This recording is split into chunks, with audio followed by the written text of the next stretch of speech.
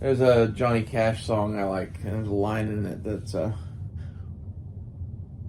what can be done in the dark can't be done in the light.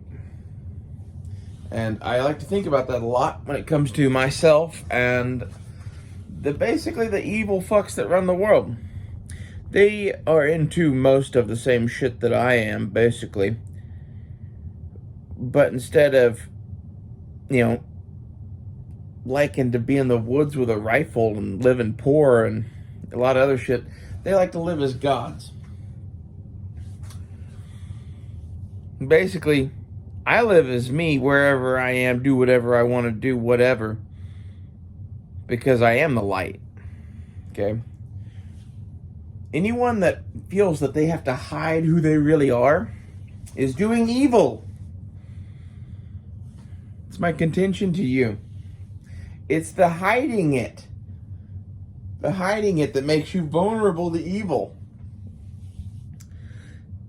If you actually just fucking put it out there in the light for God and everyone to fucking see and dare them to fucking stop you, then you become something else.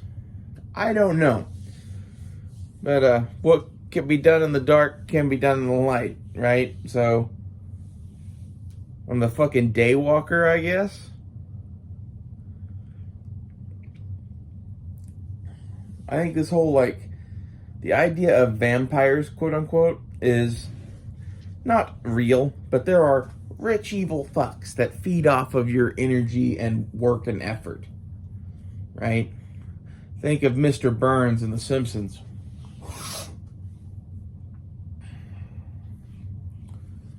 I think that's kind of what we got going on like a fucking nationwide level. You know? You got me out here like, I'm a vampire. I suck things. That's really it, though. Like, I think you can be a vampire in many, many ways. And, like, you could be, you know, just someone that loves sucking dick and having sex and living free. Or you can be the pathetic piece of shit that likes bending other people to your will. And, you know, I don't even know where all that comes from, really. But, like, this is the thing, is we're basically one and the same. Just they are evil and I am not. You know? At least that's my contention. Maybe I am evil. You know? Wizard from Conan. I am evil. I will summon a demon more powerful than all of those in hell. I've been listening all day today about Gilgamesh. And I find it very interesting that Gilgamesh, amongst the stories in his book, is he goes to Lebanon to gather cedar wood. And while he's there, he fights with a spirit of the forest. And he kills it. And he takes their wood. And the spirit of the forest has a very interesting name that some of you guys might be familiar with. It's God. It's literally, the name of the spirit is Yahweh. That's the spirit he says he slays. And this is, let's ponder a bit. This was, 10,000 years ago that was written. He says he killed God. Well, I put it to you that Yahweh is, at least even in that book, an unkillable forest spirit.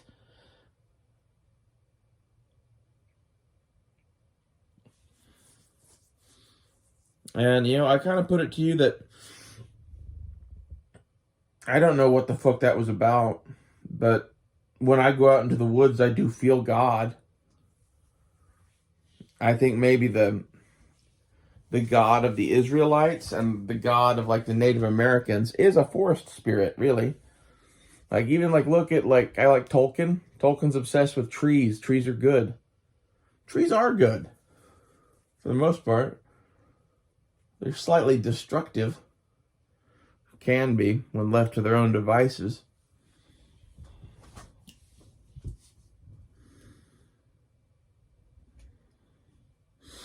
They need a shepherd of the forest, so to speak. Maybe that's what God is.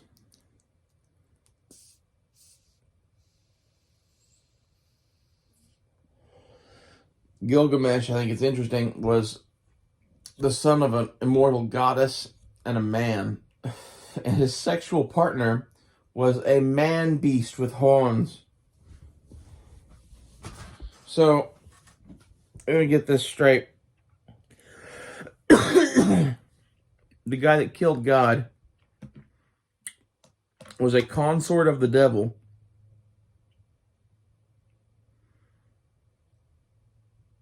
And a demigod. And this is to where, like, I think we might very well misunderstand the nature of the universe.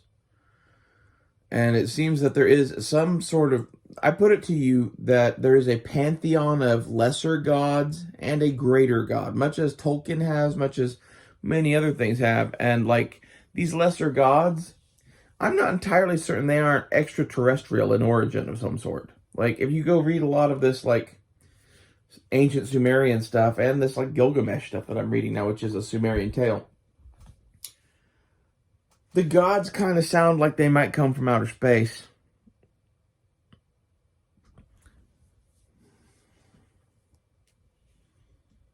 I don't know.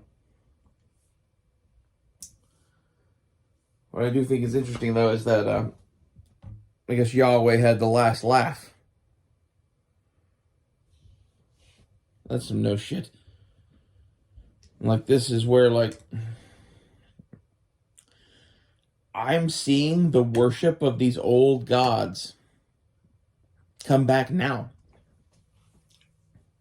We have a cult to Ishtar. We have a cult to fucking Baal. We have a cult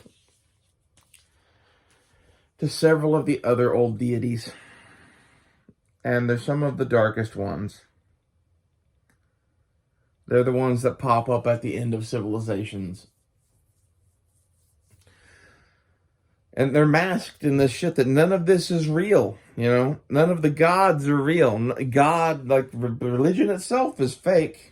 Doesn't matter what you do, yada, yada, yada, right? Okay, now that you got all that, and you realize that you're gay or whatever, like, let's go cut your tits off and sacrifice your babies.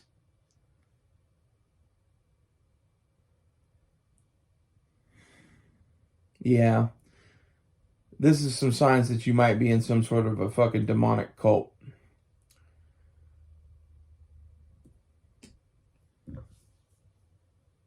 I guess this is the difference between me and the rest of the trans women and shit. Is like, I'm just me. Always kind of been this way, and I'm kind of gay. And I have tits and a nice ass. Like, really, like if you like a nice round girly ass, men rather like my ass. And my cat. Glad you got to see his nipples again. He likes to show off. But there's some of these fucks doing this shit that I swear to God, they're wanting to, like, it's like they're wanting to make more vampires.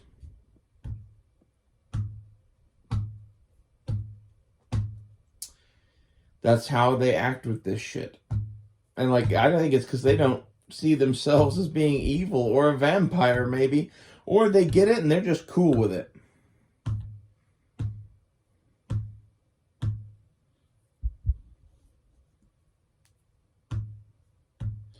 Vampire. You know, I say vampire, like, I use a lot of, like, fucked up terminology. I hope you guys get that we're having a bigger conversation here about, like, evil rich fucks that run the world, basically. What they may or may not believe in. Alien races they may or may not be in contact with that have been here since the Bronze Age pretending to be gods. And these fucks are stupid enough to believe them and start doing what they say. And basically every time that fucking has ever happened in history, really, really bad shit happened. That's what I see really going on here now. Is like, it's like in Tolkien. The people have fallen to fucking Morgoth worship. The people have fallen to Satan worship. It's, the fucking island of Numenor is sinking. Atlantis is gonna sink or whatever. Like in Tolkien's version of all of this shit, basically the island of Atlantis sank because it started worshiping Satan. I don't think he's entirely wrong about that.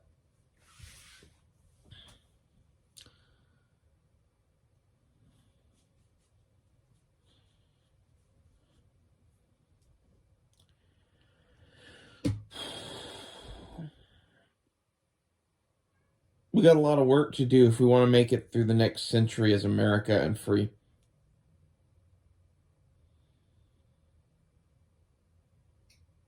And sadly, that work really can't start until the evil fully shows itself. Or not. Like, one or the other has to happen, right? Either they've got to fucking take over to a point to where everybody's like, yeah, that's an evil empire, we need to fight it. Or, I don't know. I don't know what else would fucking happen that would be like getting people to wake up.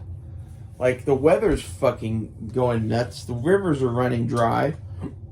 That's not making people question shit. I started casting plagues a while back. Forget what all I asked God for now. Probably should have paid more attention to that. Oh well. Doesn't really matter.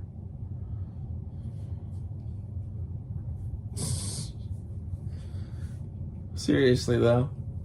The heat wave this summer, I was praying to God for fucking plagues, and heat wave was one of them.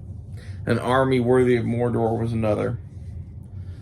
And when I started praying for that, there was a giant wave of people in South America that just started walking towards our border. I think that's kind of funny. I think God has a wicked sense of humor.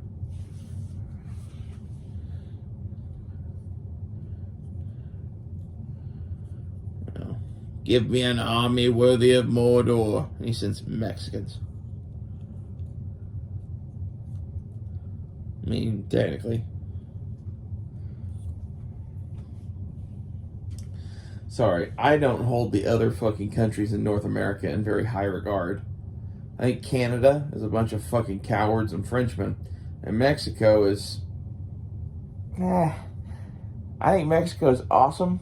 But I think it should stay Mexico, and we should stay the United States, and they should stay the fuck out of our country. If for no other reason, then they should make their own country a better place to live. About a billion other reasons too, but like, I hear people say, well, they're doing jobs you don't even want to do. Those are jobs no one wants to do because no one will pay a living wage to do them. Why will no one pay a living wage to do them? Because they don't have to. You know how many fucking people would go pick fruit if it paid as much as like being a doctor? Yeah. It's not about the work, honey. It's about the money. And as long as you have an unlimited supply of unskilled labor, it makes it to where you have no fucking value at all in a labor market, basically. Which means that you can go to college and become a doctor and make some money that way, or you can be poor forever. Okay? You used to be able to start your own business in this country. You can't even do that anymore. You know, fuck. I tried. And I tried doing it without any of their bullshit. I could have applied for money and shit during COVID, and I didn't. And I didn't because I kind of figured it was a trap, and I think it is. I think had I taken that money, I would have been in federal prison.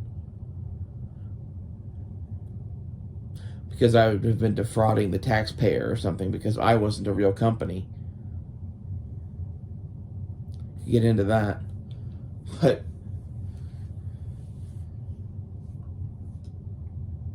I don't know. I lost interest in making fucking knives when I saw that basically there was no way really to win. And I was fat and I wanted to lose weight, and I focused on that for a while, and then after that I focused on finding love. No regrets, given what's going on. Looks like we could get nuked any day. I made knives that were better than anything I ever thought I could make.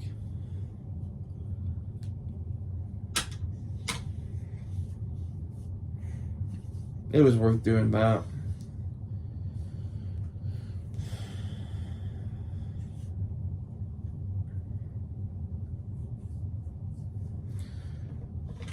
I kind of think that maybe Tolkien's right a little bit in that, like, metalworking and doing anything like that is like a talent of the devil in a way. They're making weapons, like, I don't know. I think you can make weapons for good. I think God would be pleased with the skills of my hands.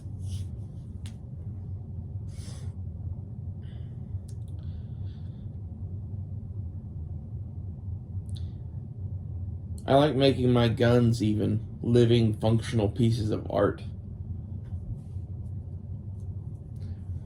Not sure if that's, cool or not, but that's what I like to do.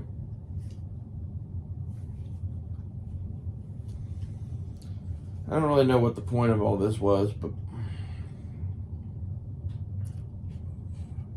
I do think it's interesting that Gilgamesh killed Yahweh in his book. Makes you wonder what he killed that he thought was Yahweh. Or, like, did Yahweh have a physical body then that it really killed and, like, the spirit lingers? That'd be interesting.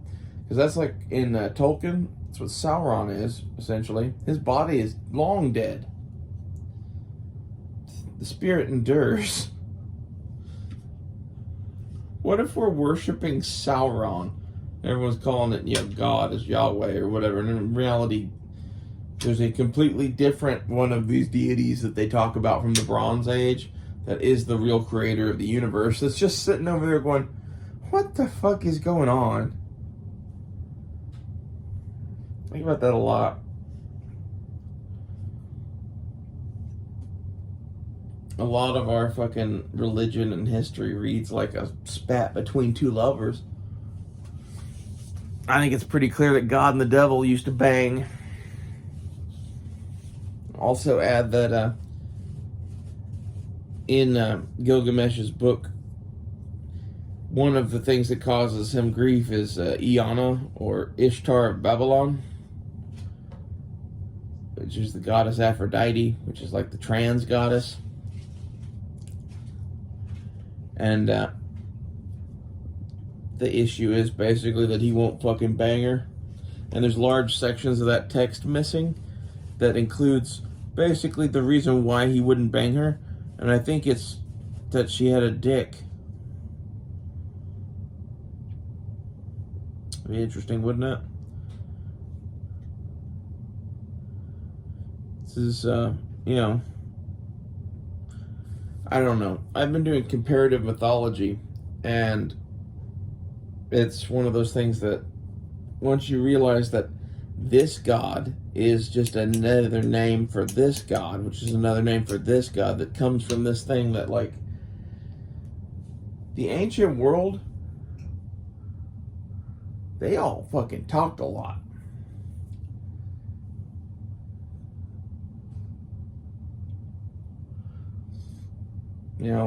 I think we all fucking underestimate today exactly how much, like, the ancient Greeks and Egyptians all traveled and spoke to one another.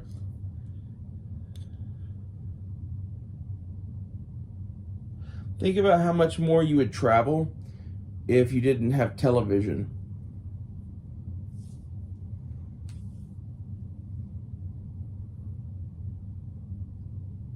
Think about how much more you would travel if you didn't have, cars, so that then you had to fucking walk everywhere you went, so that, oh, I never leave a 10-mile radius. So, I might take a train trip to Chicago or something just to get out. I think this used to be kind of the way things were. And, like, our fucking whole society now is getting to a point where, like, we are a generation away from people not remembering that. We're creating a situation where we will have serfs and kings and gods eventually. And it's by all of this shit that we're just forcing on our society and ourselves. We have an over-reliance on technology, and we don't travel enough. We all need to travel more, and we need to use tech less. When I say travel, I mean like by train or by foot. Something cheap. I don't know. I'm gonna have my van. My conclusion from all of this, though, is basically that we need to travel. And you should be in the woods, because apparently that's where God is.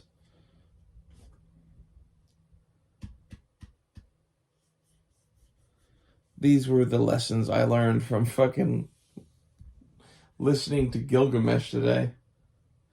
It wasn't even Gilgamesh, some YouTube video talking about his shit. I'm gonna go finish that now, but I don't know what I'm gonna call this episode. I'll see you guys later.